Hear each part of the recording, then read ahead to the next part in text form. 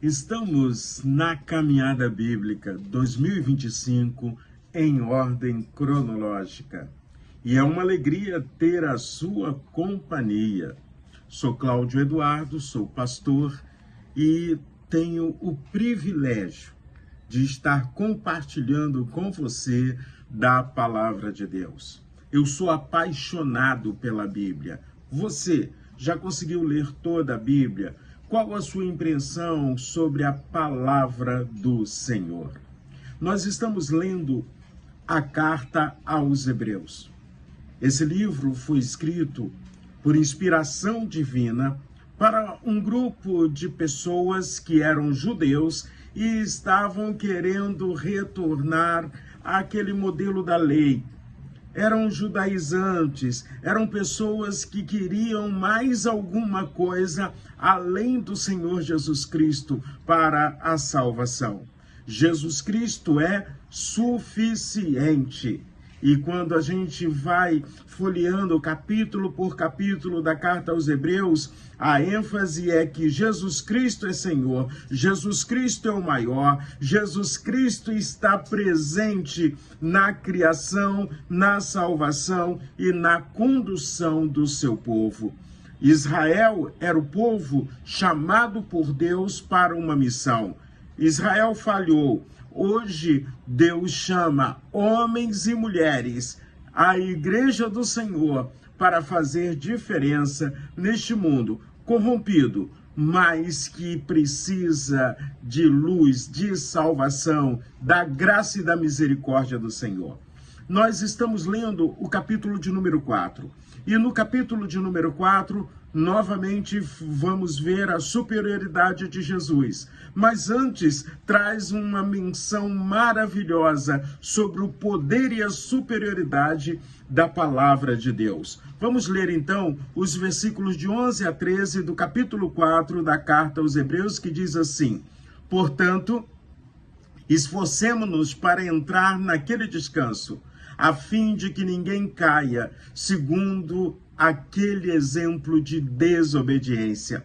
Porque a palavra de Deus é viva e eficaz, e mais cortante do que qualquer espada de dois gumes, e penetra até o ponto de dividir alma e espírito, juntas e medulas, e é apta para julgar os pensamentos e propósitos do coração.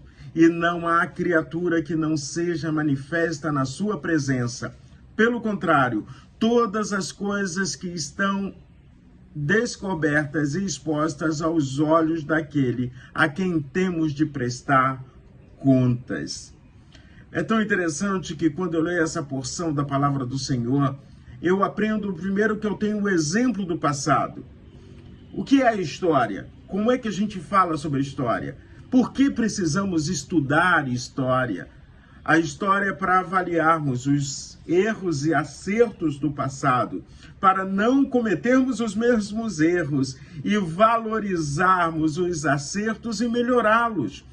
O povo de Israel pecou pela desobediência, pecou porque não queria se submeter à vontade do Deus eterno, Criador de todas as coisas. E aí, então, nós aprendemos que através da palavra de Deus, nós continuamos crescendo, porque Deus é vivo, Deus falou no passado e continua falando ainda nos nossos dias. Na palavra de Deus também aprendemos que nada há de encoberto nesse mundo. Pelo contrário, todas as coisas são descobertas, são expostas pela palavra de Deus. Então, vamos valorizar a palavra, vamos estudar a palavra e vamos aprender na palavra que Jesus Cristo é Senhor, que Jesus Cristo é suficiente para a salvação.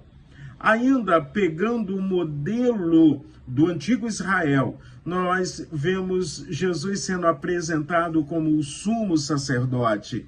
A função sacerdotal é porque havia um intermediário entre Deus e as pessoas, mas agora Jesus quebrou todas as barreiras. O véu do templo se rasgou de cima a baixo, dando acesso a homens e mulheres que tenham o coração voltado para o Senhor, para terem plena intimidade com Deus. Eu vou ler com você ainda Hebreus capítulo 4, versículos 14 a 16, que diz assim: tendo, pois, Jesus, o Filho de Deus, como grande sumo sacerdote, que adentrou os céus, conservemos firme a nossa confissão, porque não temos sumo sacerdote que não possa se compadecer das nossas fraquezas. Pelo contrário, ele foi tentado em todas as coisas, à nossa semelhança, mas sem pecado.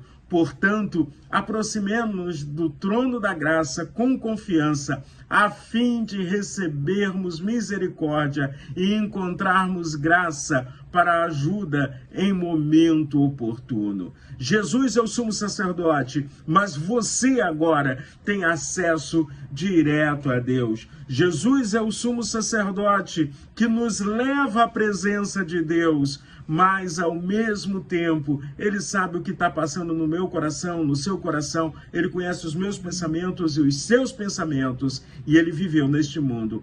Passou por horrores, humilhações, dores, tristezas, alegrias, mas ele permaneceu sem pecado. Que possamos buscar uma vida sem pecado, imitando a Cristo Jesus, nosso Senhor. E que a nossa vida esteja firmada na palavra de Deus. Que Deus abençoe de forma poderosa o seu dia.